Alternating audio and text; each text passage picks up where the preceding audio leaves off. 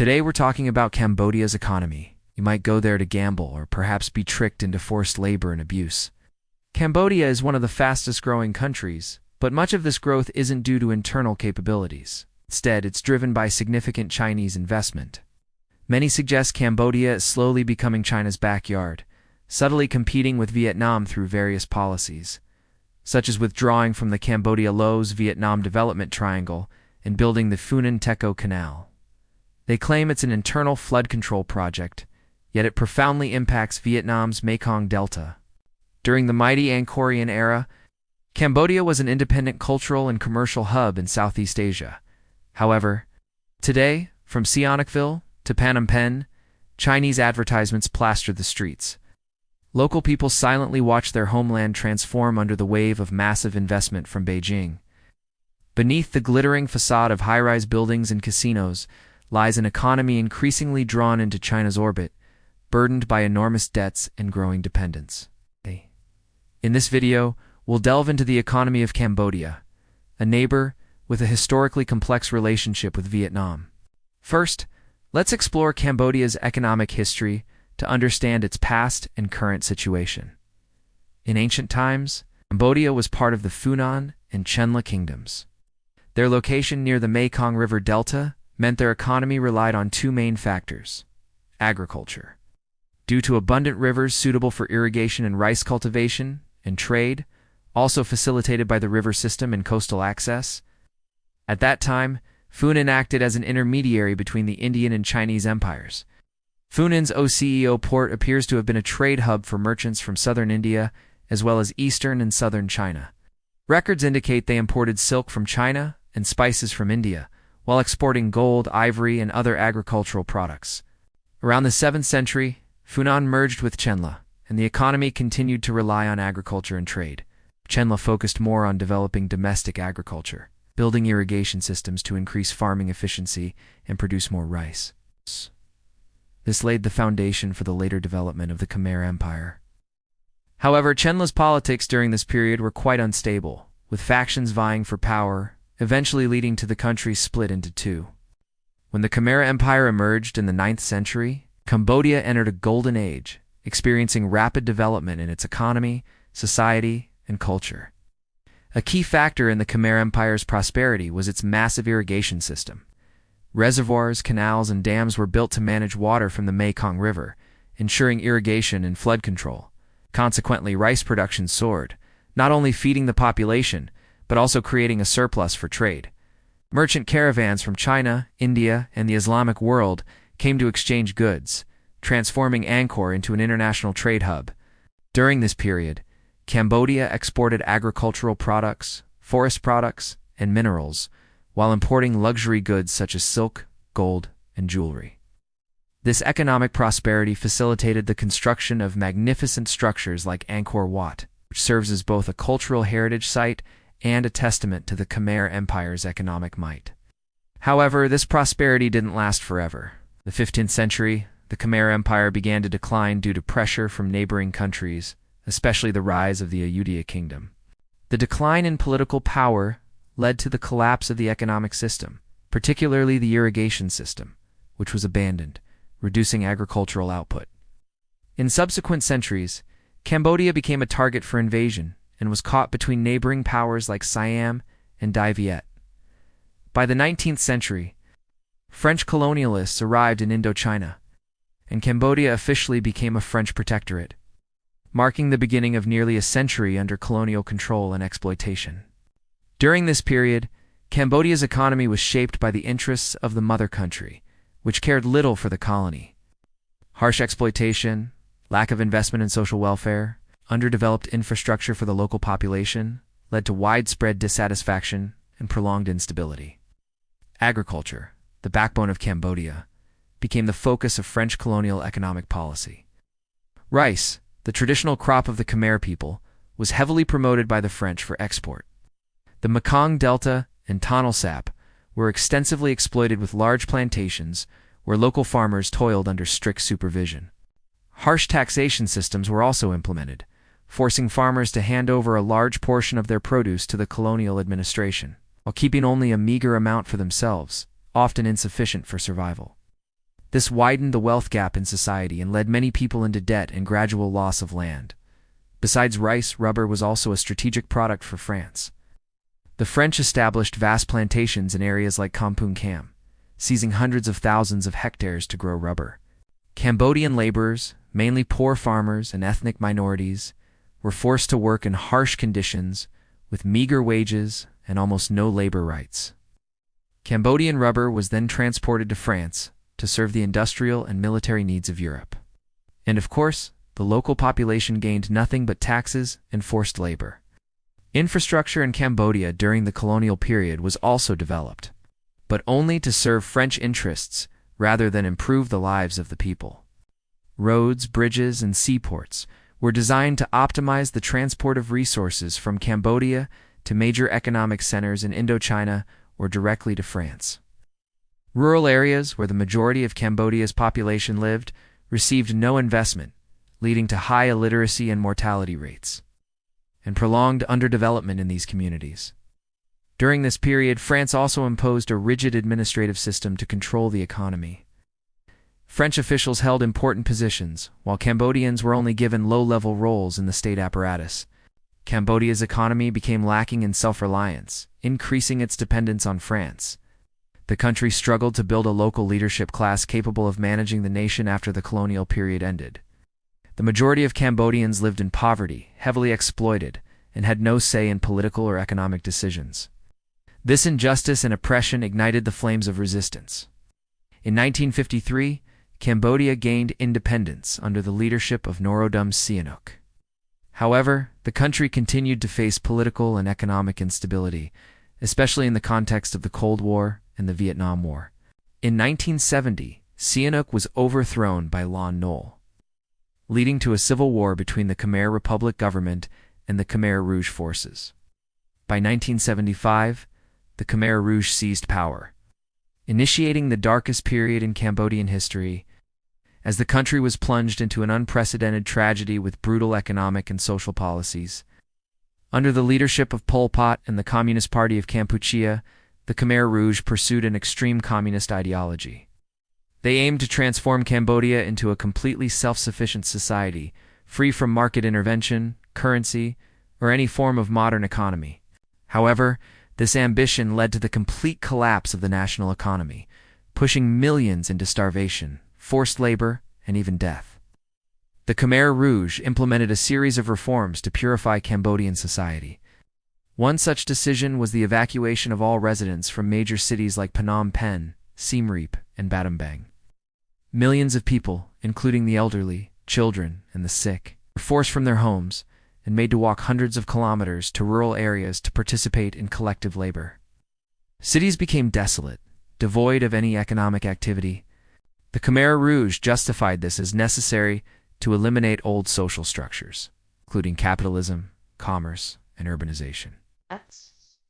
Subsequently, the Khmer Rouge declared the complete abolition of currency and markets. All banks were destroyed, paper money was burned, and all forms of commercial transactions were banned. There were no markets, no shops, no currency in circulation. Instead, the entire population had to work in agricultural communes, where they were allocated food rations determined by the state. The Khmer Rouge's goal was to transform Cambodia into a classless society where everyone labored for the collective good, without the need for money or private ownership. The economy under the Khmer Rouge relied entirely on agriculture, but the regime's extreme approach violated all basic principles of agricultural production. People were forced to work 12 to 16 hours a day in harsh conditions, without machinery or modern tools, and frequently suffered from food shortages. Instead of focusing on improving productivity or ensuring food security, the Khmer Rouge implemented unrealistic production plans, such as requiring each hectare of land to produce 3 tons of rice, a target difficult to achieve even in the best conditions. As a result, agricultural output plummeted, leading to widespread famine. Millions died from malnutrition, disease, or exhaustion in the agricultural communes. The Khmer Rouge also completely destroyed industries and economic infrastructure. Factories, enterprises, and production facilities were closed or demolished, considered symbols of capitalism. Engineers, entrepreneurs, and intellectuals were deemed enemies of the people and mass murdered in brutal purges. No industries operated, there were no transportation systems, no healthcare or education facilities. Cambodia, once with strong development potential in the pre-war years, was now desolate, with no signs of a modern economy. The Khmer Rouge's isolationist policy also exacerbated the situation. The regime rejected all foreign aid, did not engage in international trade, and cut off diplomatic relations with most countries. This not only prevented Cambodia from accessing resources or technology, but also weakened its ability to recover economically. Meanwhile, neighboring countries like Vietnam and Thailand continued to develop despite facing many difficulties. But Cambodia was completely isolated, with no path out of the disaster. The war between the Khmer Rouge and Vietnam is an inseparable part of this dark period, not only shaping Cambodia's history, but also profoundly affecting the situation in Southeast Asia. After the Khmer Rouge seized power in 1975, relations between Cambodia and Vietnam quickly became strained. Although both countries were communist regimes, ideological differences, the Khmer Rouge's territorial ambitions, and the complex history between the two nations led to conflicts. The Khmer Rouge, under Pol Pot, viewed Vietnam as a major threat to their existence. The regime promoted extreme nationalist ideology, viewing Vietnamese as perennial enemies to be annihilated. The Khmer Rouge harbored ambitions of restoring the historical Angkorian Empire's territory, including lands now part of southern Vietnam. From 1975, the Khmer Rouge frequently launched cross-border attacks, especially in border provinces like in Giang Tay Ninh and Kien Giang. These attacks aimed not only at territorial conquest, but also involved genocidal massacres targeting Vietnamese communities. Thousands of Vietnamese, including women and children, were brutally killed in these assaults. Vietnam initially attempted to resolve the issue through diplomatic means, but without success. At the same time, the Khmer Rouge's extreme policies, including the massacre of ethnic Vietnamese living in Cambodia, further worsened the situation. By 1978, Vietnam decided to launch a military intervention to protect its borders and overthrow the Khmer Rouge regime. Vietnam's military campaign began in late December 1978, when the Vietnam People's Army launched a large-scale offensive into Cambodia. Within weeks, the Vietnamese army, with the support of Cambodian opposition forces like the Kampuchean United Front for National Salvation, achieved overwhelming victory. By January 7, 1979, the capital Phnom Penh had fallen, marking the collapse of the Khmer Rouge regime. Following this collapse, Cambodia embarked on a reconstruction process from the ruins. But they faced immense difficulties because the infrastructure was almost completely wiped out. The economy had been severely damaged, and there was truly no one with the expertise to revive it. International financial organizations such as the World Bank and the IMF also provided support, helping Cambodia take its first steps in rebuilding the country. They also began opening up to foreign investment, especially in the tourism, manufacturing, and agriculture sectors.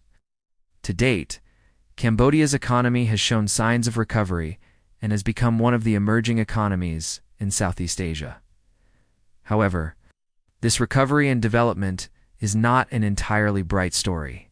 The country faces a significant and complex problem: excessive dependence on China. Over the years, China has become a crucial strategic partner for Cambodia, not only in investment, but also in diplomacy and security. Massive loans from China have helped Cambodia build infrastructure such as bridges, highways, airports, and develop industries. But this also means Cambodia is falling into a debt trap with China. As these loans mostly lack clear conditions and have very high interest rates, Cambodia faces the risk of being unable to repay its debts or losing control over strategic assets like seaports or resource exploitation areas, which could fall into Chinese hands if Cambodia cannot repay these loans. In addition to debt, Cambodia also has serious problems related to crime, especially gambling and human trafficking. Areas like Sihanoukville have become hotbeds for online casinos and online fraud operations, mainly run by Chinese companies. These companies lure thousands of workers, including many Vietnamese, to Cambodia to work in factories and casinos, without them knowing they are being deceived. Many Vietnamese laborers, primarily poor and uninformed individuals, have been tricked into going to Cambodia with promises of easy, high-paying jobs, but in reality, they are detained in production facilities and forced to work in harsh slave-like conditions. Human trafficking is also a major problem, with thousands of women and children being sold into prostitution or exploited for labor in industrial zones, resorts, and casinos. The Cambodian government, despite its efforts to improve the situation, has not been effective because the government itself is partly involved in these activities. That's an overview of Cambodia's economy. In this section, I will discuss some of the country's key economic sectors. First is the garment industry, which is a pillar of Cambodia, contributing approximately 80% of the country's total export value. Since the 1990s, Cambodia began opening up and joining international trade agreements. Foreign companies flocked to Cambodia because all costs were cheaper here, creating millions of jobs for local people, primarily women. Next is tourism. Cambodia is famous for the Angkor Wat complex, a national symbol and a top international tourist attraction. Every year, millions of tourists from around the world flock here to admire the magnificence of this monument, helping Cambodia sell entrance tickets and generate revenue from related activities like hotels, restaurants, transportation, entertainment, and casinos. Besides Angkor Wat, the beaches in Sihanoukville have also become an attractive destination for tourists seeking a relaxing getaway. Although Sihanoukville has faced rapid and unplanned development in recent years, leading to environmental concerns in the tourism sector, next is agriculture, with rice being the country's primary export product. Cambodia has a climate and topography relatively similar to southern Vietnam, with vast agricultural land suitable for growing rice and other crops like rubber, cashews, and pepper. This helps Cambodia expand its global influence, especially in large markets like China, the US, and Europe. And, of course, when discussing a developing economy, we cannot overlook the real estate development sector. The boom in real estate projects, primarily high-rise buildings and luxury resorts, has completely transformed the face of Phnom Penh. Chinese companies have invested billions of USD in Cambodian real estate, particularly in urban development projects and coastal resorts. Skyscrapers, large commercial centers, and high-end complexes are gradually rising in the capital Phnom Penh, creating a completely new appearance. Beyond its positive aspects, Cambodia currently faces several major economic problems that directly impact the nation's development and stability. One of the most serious issues is corruption.